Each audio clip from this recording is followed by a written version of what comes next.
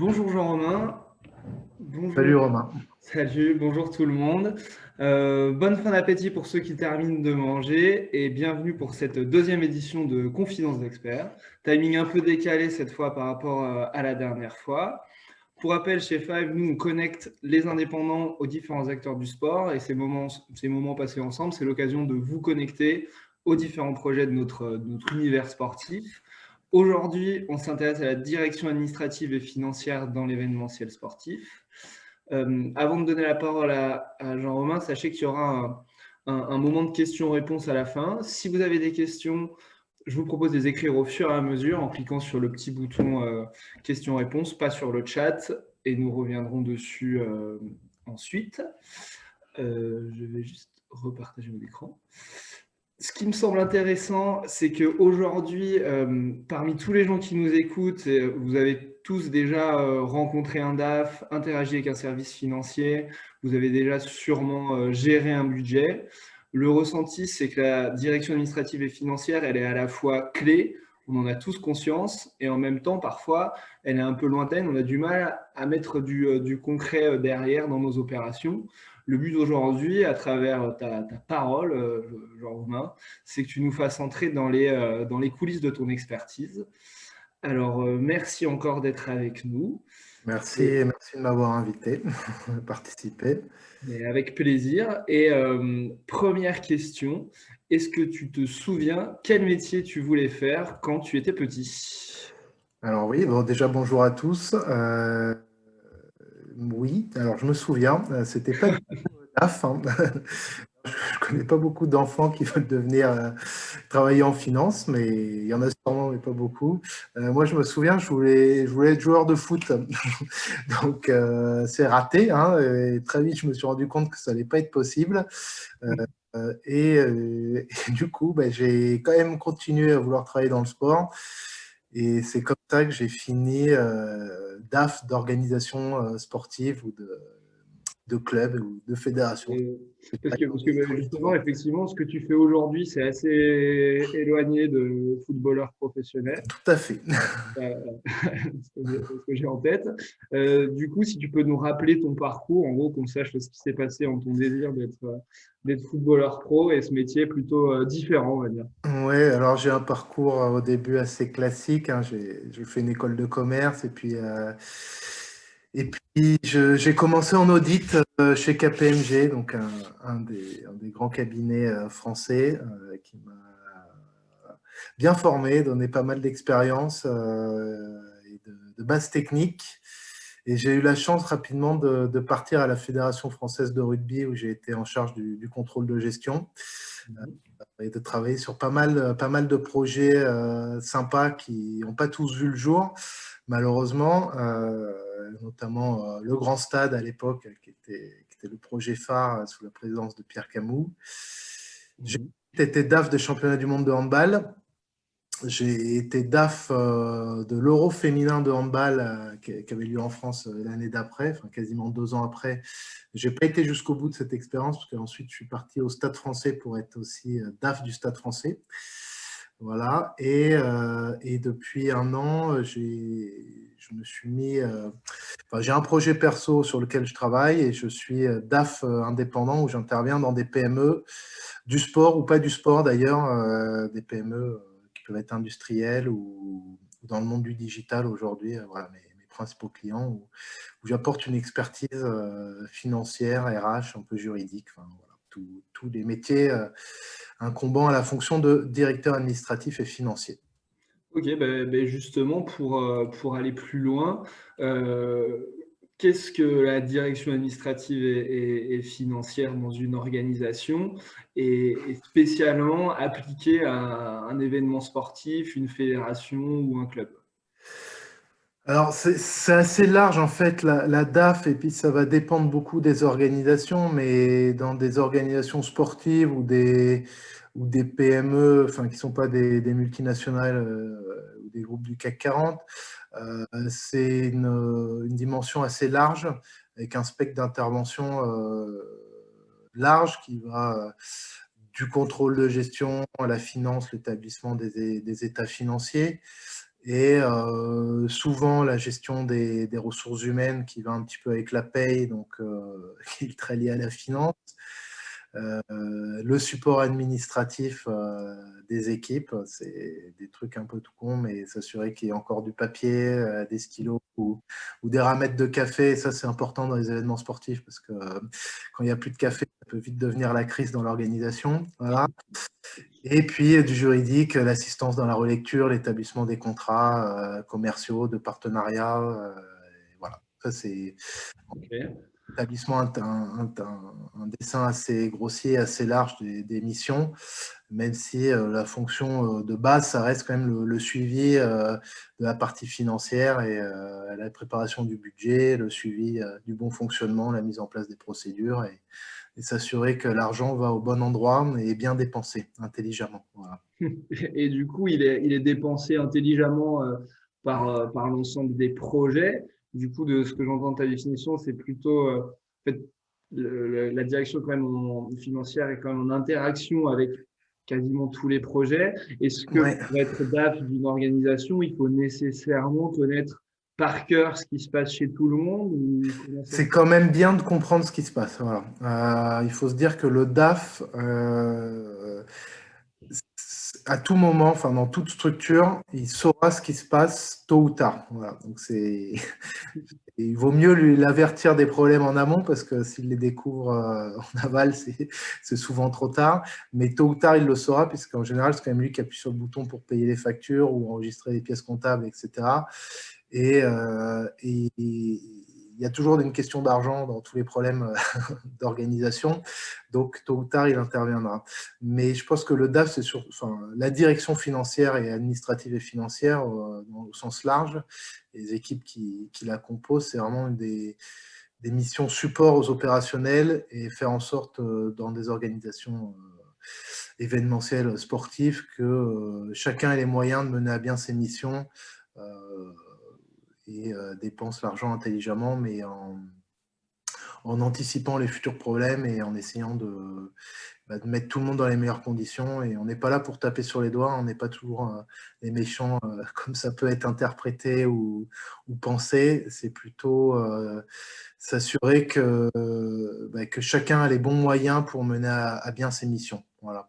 Ok, et du coup, je vois bien, il faut effectivement avoir un bon niveau de connaissance C'est important, ouais, d'être en lien avec les. Enfin, moi, c'est vrai que si je prends un exemple, hein, qui est mon expérience sur les championnats du monde de hand, j'étais quand même en lien avec la direction des opérations. Alors, on n'était pas une grosse équipe, mais tous les jours, ça c'est certain, en échangeant avec tous les opérationnels, que ce soit la sécu, la resto, l'hébergement, et puis tout ce qui va avec l'organisation, pour savoir quelles étaient les difficultés, comment ça se passait avec les fournisseurs, et puis le lien avec aussi, sur un événement, la billetterie, les partenariats pour savoir comment, et puis suivre au quotidien comment s'effectuent les rentrées de cash, quoi, voilà. donc aussi bien dans les entrées que dans les sorties Tout à fait. finales. Et là, du coup, on se projette pas mal sur un événement. Et est-ce qu'il y a des spécificités entre ton métier dans un événement sportif ponctuel ou ton métier dans un club sportif? Alors, je dirais qu'il y a une grosse différence entre une fédération, par exemple, et un événement. Parce que la fédération, on construit quand même sur du moyen long terme, on connaît ses revenus globalement bien à l'avance, on a bien ciblé les dépenses et il y a peu d'aléas. Enfin, il y en a, mais globalement, il y en a moins. On a beau essayer de tout flécher, tout cibler, tout anticiper, il y a toujours de l'aléa, des imprévus. Ça peut être de la météo, de la sécurité, enfin tout un tas de choses qu'on ne maîtrise pas, ou la Covid par exemple. Là, je pense que les organisateurs du Tour de France cet été ont dû quand même bien se tourner les méninges, même s'ils connaissent l'organisation du Tour par cœur et qu'ils en ont fait 50, et voilà, ça change. Et un club, c'est encore différent. La vie de club, c'est quasiment, on fait un petit événement chaque semaine. Alors, c'est des micro-événements, hein, c'est les matchs qui arrivent. Mais on est beaucoup plus dépendant du sportif que sur une organisation d'événements internationaux où finalement le résultat sportif est très très accessoire dans l'organisation, puisque peu importe qui gagne, au final on a livré l'événement.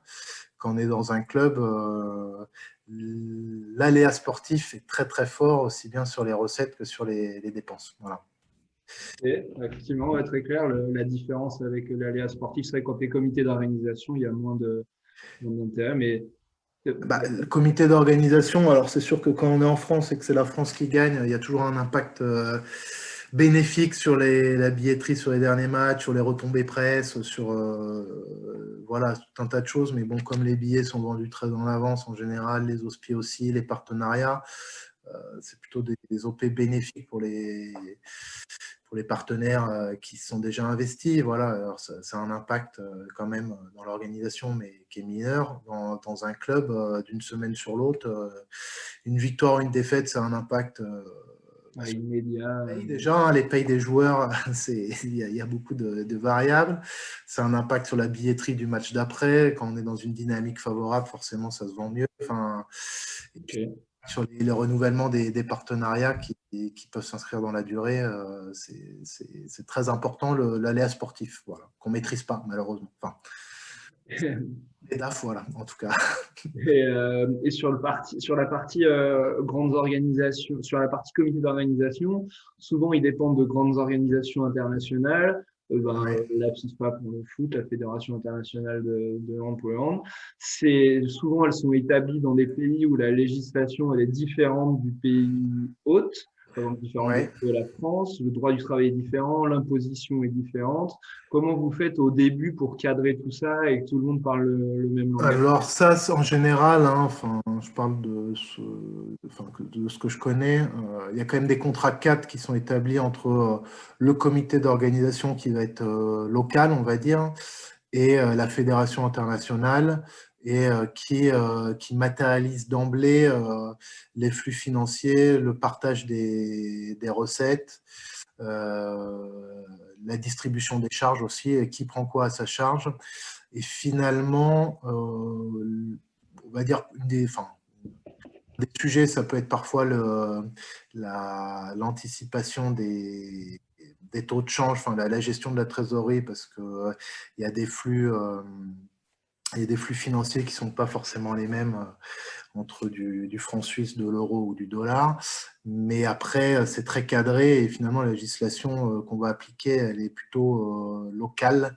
Alors, je parle pour des championnats du monde, hein. Les JO, c'est encore un peu autre chose, je pense, voilà, même si je connais moins bien aujourd'hui l'organisation des JO, mais sur des championnats du monde, c'est très franco-français le droit. Voilà. Enfin, Ok, on arrive à l'adapter au local. ouais, voilà, on adapte au local et il y a pas de, il y a pas, enfin, il y a un peu de sujet fiscal, mais c'est bon, on s'en sort, quoi. Il n'y a pas trop, Ok. il y a pas de Et, complexité absolue, quoi.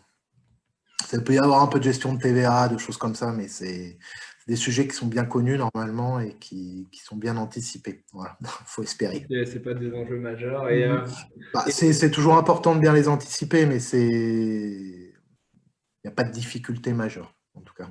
Ok, et je reviens sur un truc que tu disais en introduction, quand tu parlais de ton métier, tu parlais beaucoup de ponts avec la direction des ressources humaines. Ouais. C'est quoi l'étendue du champ de responsabilité pour un DAF sur le sujet? Est-ce que suivant les organismes, parfois DAF rime aussi avec DRH ou... Alors moi, ouais, dans mon expérience, moi j'ai beaucoup fait rimer DAF et DRH, donc j'occupais un peu Ouais, les deux casquettes. Voilà. Ça va dépendre beaucoup de la taille des organisations. C'est sûr qu'en général, jusqu'à une centaine de salariés, le DAF fait souvent office de DRH avec, enfin, c'est la direction administrative et financière qui fait office de DRH avec une, une- une fonction paye intégrée et puis une fonction parfois formation, consultant RH, gestionnaire RH, voilà, parce que c'est bon, ouais, c'est souvent le cas, c'est très lié à la paye, hein, le gros sujet RH, c'est souvent la gestion de la paye, des tickets restaurants, enfin, tout ce qui incombe à de la partie administrative, et la compta, c'est bien géré en général ce genre de choses. Et après, tout ce qui est développement des personnes, formation, etc., c'est parfois aussi rattaché à la DAF parce qu'il n'y a pas de logique d'avoir une DRH séparée dans des petites organisations. C'est beaucoup moins vrai dans des grands groupes où là, il y a des vrais besoins de suivi, de mobilité interne, enfin, et tout un tas de choses, ce qui est dans des petites organisations souvent plus difficile à mettre en place. Voilà. Ok, bah, très clair sur Donc j'ai fait beaucoup de RH, voilà. Je me suis beaucoup renforcé en droit social. Voilà, donc Non, mais c'est intéressant, effectivement. à bien connaître, voilà. C'est intéressant cette différence en fonction de la taille des organismes. Et sur, là, on était sur un cadrage assez général de ce que tu fais. Ça nous intéresse de savoir aussi des actions concrètes au jour le jour de ton métier, ta journée type, peut-être pas ta journée type, mais en tout cas des actions type concrètes qui se passent dans ton métier. Bah, c'est très cyclique et variable. Il y a des moments où on va beaucoup travailler sur le budget, les projections, les atterrissages et l'anticipation. Alors, j'ai envie de dire que la journée type, déjà, elle est différente en fonction de l'organisation dans laquelle on est. Ok. Où, en fait, si je parle d'expérience que je connais bien, sur un événement sportif, une organisation événementielle, on va être beaucoup dans le prévisionnel, l'organisation, l'ajustement au quotidien des données financières et la bonne affectation des ressources pour permettre à chacun de répondre aux besoins opérationnels de l'organisation qui varie constamment, même si tout est bien cadré, anticipé et établi dans un planning et dans une matrice organisationnelle. Et dans un club ou une fédération, on va dire des organisations qui sont moins ponctuelles et plus pérennes, normalement, on est dans des cycles un petit peu, il va y avoir des cycles budgétaires, on va être dans la préparation, l'ajustement, l'échange avec les autres directions, les opérationnels pour identifier les besoins de l'année, de la saison à venir. On va être après dans une phase où on va être plutôt dans le bilan de l'année et on va tirer un trait, alors même si on fait des projections très très régulières pour savoir où on atterrit et normalement on sait comment on arrive. Sortir l'arrêté des comptes, s'assurer qu'on a bien passé toutes les provisions, etc. Et puis, là, il va y avoir la partie RH où on va mettre en place des entretiens annuels, le suivi, discuter des évolutions salariales, des primes, tout ce qui est Et, les gens en général. Voilà. et du coup, là, je me permets de rebondir Ouais. sur tu parlais pas mal là, de planification en amont et d'atterrissage en aval. En gros, on comprend bien qu'il y a un gros boulot en amont, un gros boulot après, mais pendant l'événement, qu'est-ce qui se passe? C'est quoi la fonction du DAP? Par exemple, sur les championnats de handball, je ne sais pas combien de temps durait la compétition. Sur le temps de cette compétition, quel était ton rôle sur cette phase très opérationnelle? Alors, sur la durée du championnat du monde de handball, on est beaucoup dans la gestion de la petite urgence, justement.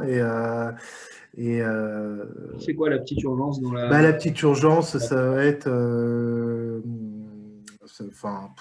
Je prends un exemple, mais qui n'est pas forcément arrivé, mais un bus qui tombe en panne. Donc là, il y a les opérationnels qui appellent, qui mettent en place des solutions de secours, ou un fournisseur qui fait défaut, mais du coup, on met en place une solution de secours, mais il faut tout de suite être en mesure de payer, verser les acomptes, suivre le budget, s'assurer que, voilà, il faut être très réactif. Ça va être sur un championnat du monde de handball, par exemple, faire remonter les caisses tous les soirs et s'assurer que ça cadre bien le cash qu'on a sur les différents sites avec ce qui ressort sur les relevés de caisse pour voir s'il ne manque pas beaucoup d'argent, parce qu'il y a quand même du cash qui circule, c'est plus compliqué. Donc, c'est la mise en place de toutes ces procédures-là pour s'assurer qu'il n'y ait pas de manque. Ça va être potentiellement gérer des renforts RH parce qu'on se rend compte on n'y arrive pas, qu'il nous manque une ressource ou il y en a un qui est malade, ou enfin ça arrive, hein, voilà, et être tout de suite objectifs et avec les partenaires, s'assurer que un tel va pouvoir partir en mission à tel endroit pour gérer le manque et venir en support aux équipes sur place. Voilà, c'est vraiment du... Il n'y a pas une journée type, c'est de la gestion du quotidien pour faire en sorte que de l'extérieur, tout se passe bien et qu'on n'ait pas de difficultés internes qui soient majeures dans l'organisation et qui viennent faire planter le projet et qu'on se retrouve à une Et, le lendemain, voilà, parce qu'il y a un truc qui a vraiment foiré, quoi. Voilà.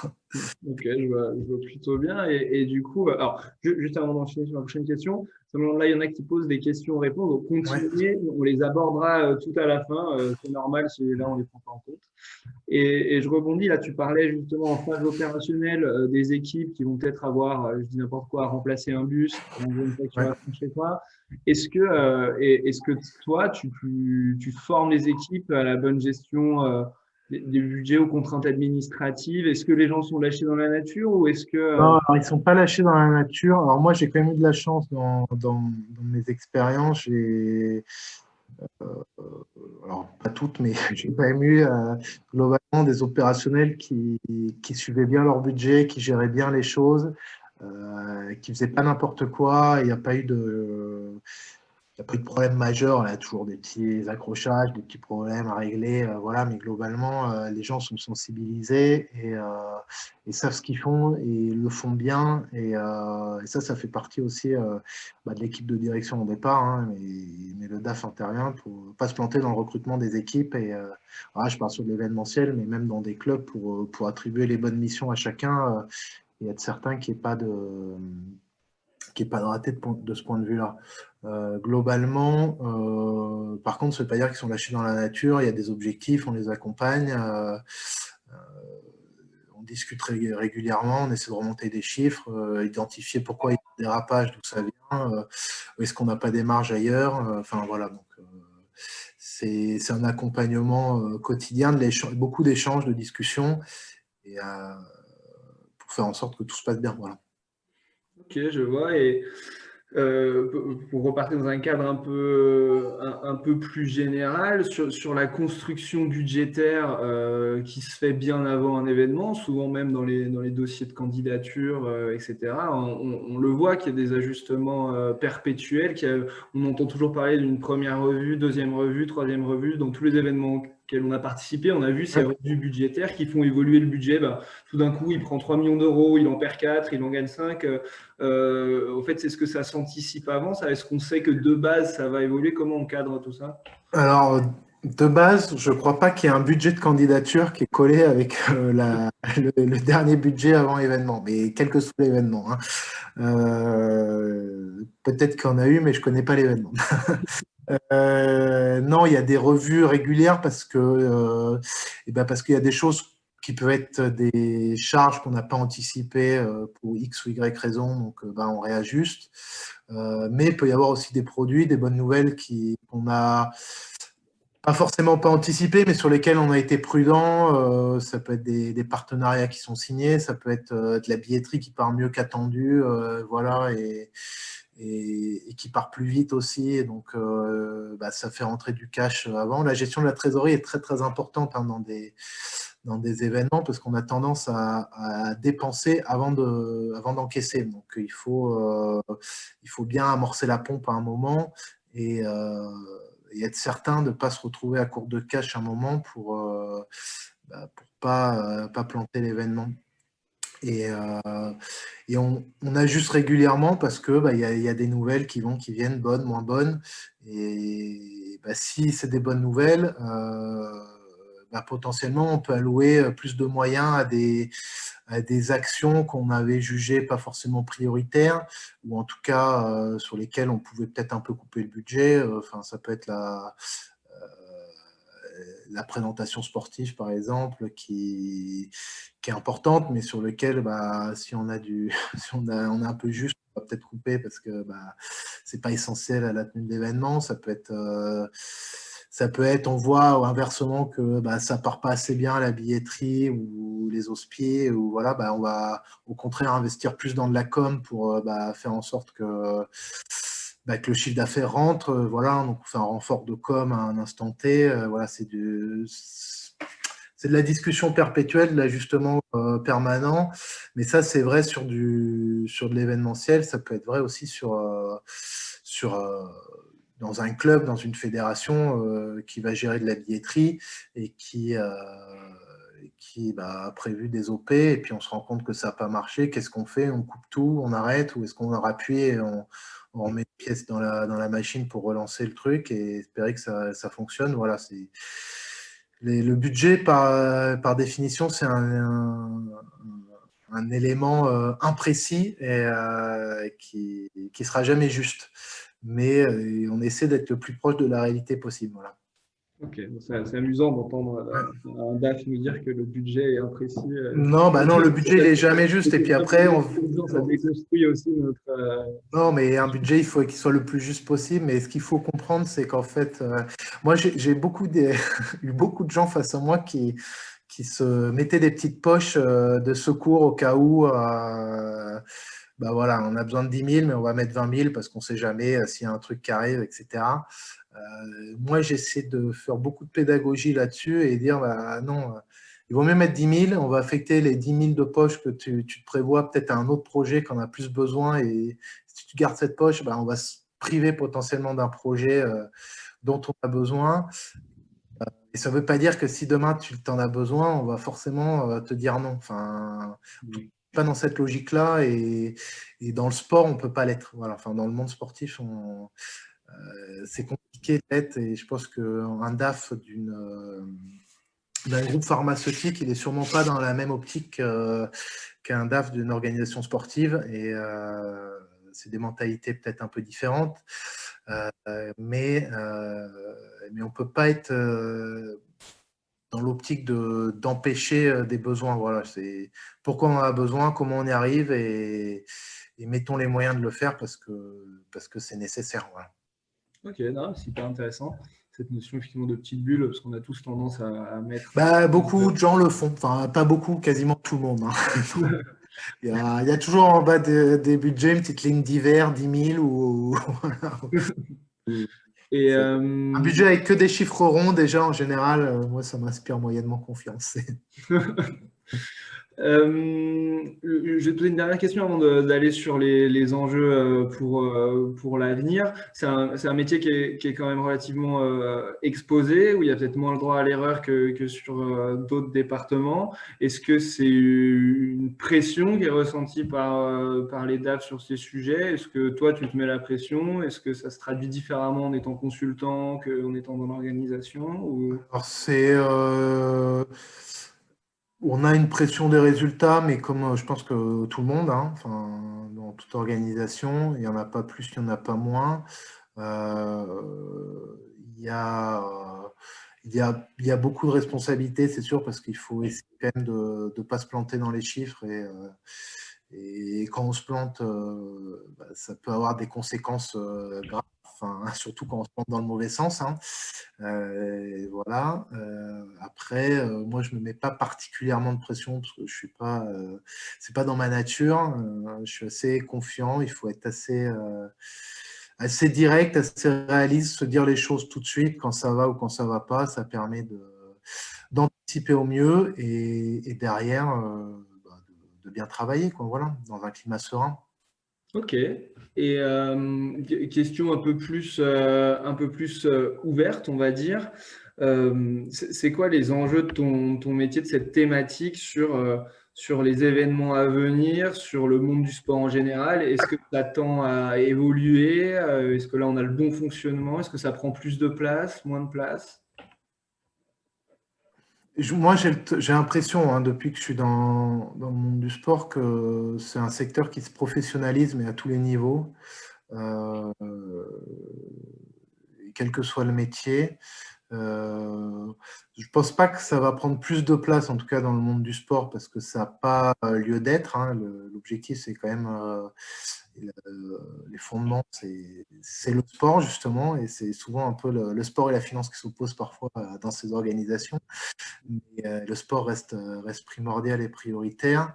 Après, ce qui va changer pour l'avenir, je pense que les organisations sportives, pour une grande majorité d'entre elles, que ce soit de l'événementiel, du club, de la fédération, dépendent beaucoup de financement public ou de mécénat.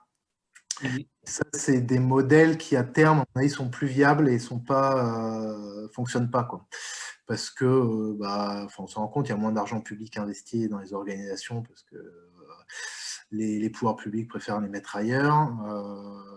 Il y a de moins en moins de mécènes dans les clubs et puis on peut comprendre parce que c'est globalement souvent des grosses sommes d'argent qui sont investies à fond perdu.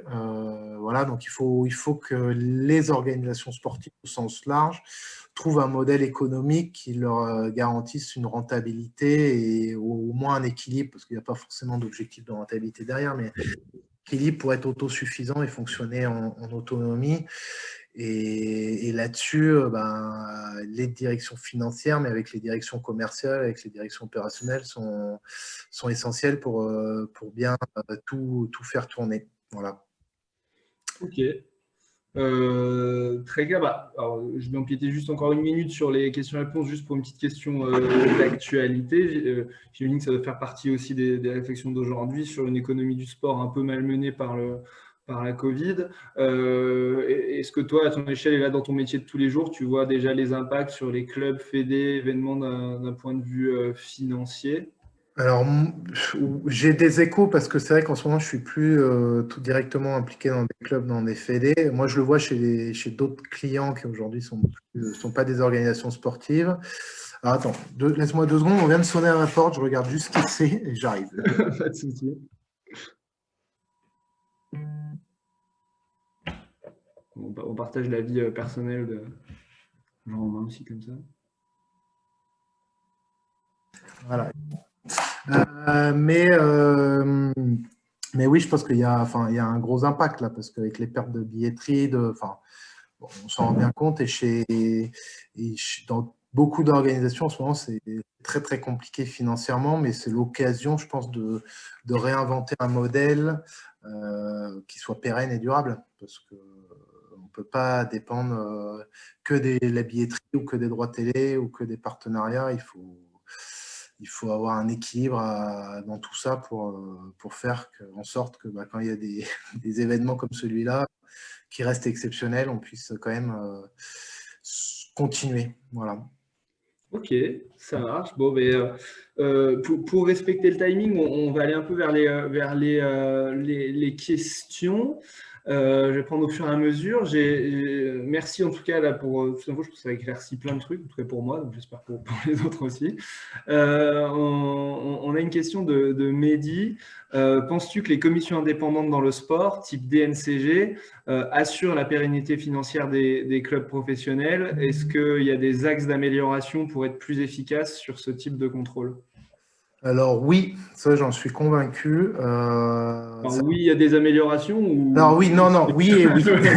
Oui et obligé oui. d'assurer? Alors oui, ouais, ouais, oui, oui. Les DNCG, clairement, euh, assurent la pérennité des clubs, que ce soit en foot, en rugby, parce que c'est un organisme de contrôle indépendant qui vaut ce qu'il vaut, hein. Il y a des lacunes, il y a des choses à améliorer, voilà. Mais oui, ça assure la pérennité parce que ça donne des garanties, ça oblige les clubs à avoir des garanties et pas faire n'importe quoi. Moi, je l'ai vu au Stade français, la DNCG aide quand même à cadrer les choses et à s'assurer qu'on a les moyens de dépenser ce qu'on a prévu de dépenser. Voilà. Notamment sur la masse salariale, qui est un gros sujet dans tous les clubs pro. Et oui, il y a des améliorations parce que globalement, c'est quand même parfois des systèmes, les remontées qui nous demandent, les infos qui sont pas forcément, qui sont plus adaptées forcément à la gestion quotidienne des clubs. En tout cas, voilà, dans des tableaux qui mériteraient quand même d'être un peu améliorer. Après, il y a quand même une grande disparité, je pense, dans l'organisation de chaque club professionnel dans un même sport. Et enfin, bon, si on prend, je sais pas, le cas du foot, je pense que le PSG n'est pas du tout organisé comme un club de Ligue 2, et pourtant c'est le même organe de contrôle et ils doivent fournir les mêmes documents. Et en rugby, c'est pareil, un club enfin, Toulouse ou Stade Français ne sont pas organisés comme Mais les deux, quoi. Voilà. ok, du coup, je vois le point et ça fait le lien presque avec une question de Thibaut qui demande justement dans un club professionnel comment et par qui sont votés les budgets. Est-ce que c'est différent dans d'autres organes du mouvement sportif? Alors, oui, par définition, chaque organisme a un fonctionnement différent parce que une fédération, c'est une association loi 1901. Un événement sportif, ça peut être soit une association, soit une SA, soit un GIP dans lequel intervient l'État, soit un GE. Enfin, il y a plusieurs modèles. En général, c'est des SASP avec un actionnariat et donc un conseil d'administration. Donc, le budget, il est préparé par les directions avec le support et l'organisation de la direction financière. Et ensuite, il est soumis, puis la direction générale, et il est soumis au conseil d'administration ou au comité de direction dans une association, dans une fédération, ou enfin, au bureau fédéral, enfin, ça dépend comment ça peut s'appeler, ou à une sorte de conseil d'administration dans un GIP. Enfin, voilà, et avec des acteurs qui vont être très, très différents en fonction de l'organisation. C'est-à-dire que dans une fédération, c'est des élus du sport en général qui ont des niveaux de compétences budgétaires et financières très variables. Il y en a dont ça peut être le métier et d'autres dont ça n'a pas du tout été le métier. Dans des organisations type GIP, il y a l'État qui intervient, et donc on a des hauts fonctionnaires qui ont une vision parfois très administrative et publique d'une organisation budgétaire et des dépenses. Et dans un club, il y a un actionnariat et ça va dépendre beaucoup de l'actionnaire et de ce qu'il veut mettre et combien il veut mettre.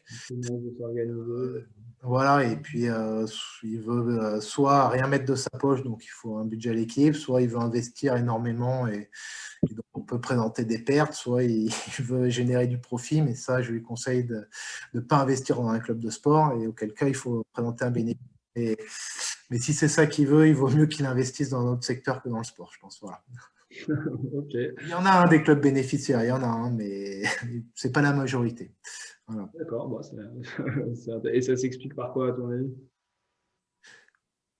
Moi, ce que je ressens, c'est que souvent, il y a un actionnaire derrière qui est un mécène, qui a les moyens et qui a envie de se faire plaisir. Et du coup, il se fait plaisir en gagnant des matchs. Et donc, pour gagner des matchs, il prend les meilleurs joueurs. Pour avoir les meilleurs joueurs, il les paye cher et parfois au-delà des revenus du club. Et puis, donc voilà, donc il assume le fait de dépenser plus pour essayer de gagner. Ce qui n'est pas toujours une réussite, parce qu'ils sont plusieurs dans ce cas-là et qu'il n'y a qu'un gagnant en général à la fin. Mais voilà, c'est pour ça. Après, on pourrait très bien, le sport professionnel, enfin en tout cas le rugby ou le foot, au top 14 ou enfin en Ligue 1, alors c'est peut-être même plus vrai en top 14, les salaires, c'est des bulles qui à un moment vont exploser. Enfin, les joueurs ne sont pas payés à la hauteur de leur valeur de marché parce qu'ils ne rapportent pas autant en billetterie, en retombées marketing, etc. Donc, tant qu'il y a des mécènes, ça marche. Et puis, à un moment, cette belle bulle va exploser, comme ça a pu exploser dans d'autres secteurs. Et puis, on va retomber à des niveaux de salaire plus raisonnables. Voilà. Ok, intéressant. Et on a une question tout aussi intéressante de Tom qui demande par quels moyens serait-il possible de vulgariser cette fonction de DAF et de briser l'image de ce rôle entre guillemets trop administratif, notamment aux yeux des jeunes souhaitant se rapprocher de ce type de mission via le levier associatif, la gestion de trésorerie par exemple.